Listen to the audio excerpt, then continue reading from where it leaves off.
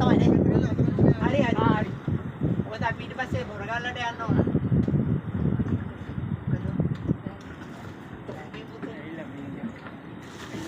බෙන්තර ගඟ. අර මේක බෙන්තර පාලම හරි ඇතුළේ. මේ බෙන්තර ගඟ. මේ මුහුද. මේ මොහොත. මේ මුහුද. ඒකට මොහොතේ දිගටම අර කෙරවලට අපි යනවා. ඔව්. කමන්න කරන්න හොඳයි ඉතින් දැන් මේ බොහොම සුන්දර පළාතක්. සංචාරක ව්‍යාපාර තමයි වැඩිපුර තියෙන්නේ.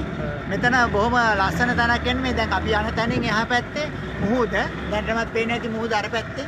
දැන් මේ ගල අක්කර 5ක් 6ක් විතර තියෙන මේක බොහොම ඉස්සර ඉඳලා මෙතන ආරණ්‍ය සේනාසනයක් තියෙන මේ පැත්තේ. ඒකට අදාළව තමයි එහා පැත්තේ ආරණ්‍ය සේනාසනයේ කුටි එහෙම තියෙනවා.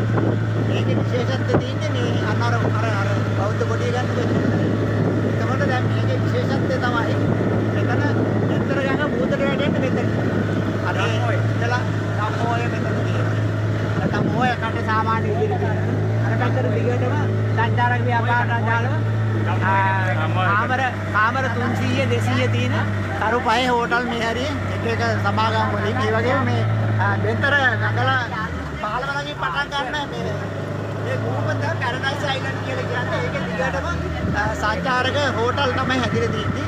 කොහොම ඉස්සර ඉඳලා ඉතින් මේක කොහොම බෙන්තර කියන්නේ මේ ඉස්සර ගත්තොත් පුණ්‍යාහින්න දෙනියක ඉඳලා ඔය මාල්නී පොන්සේකල ඉඳලා විශේෂම පුණ්‍යාහින්න දෙනිය අවුරුදු කුමාරයෙක් හැටියට තේරිලා මුලින්ම මට මතකයි 60 ගණන් වලදී ඔය උතන්ට ඇවිල්ලා අපේ බෙන්තරට පායන තරු කියලා වැඩසටහනක් කරලා තමයි ඒ කලෙලි දැක්වේ. ඒ කාලේදී ගොඩනගපු සමහර හෝටල් ඊළඟ මේ වලින් ඇවිල්ලා කිව්වා මේක මේ සෙරපු දාන බැරි අපි මේක අරන් ඉරි ගායි කියන්නේ.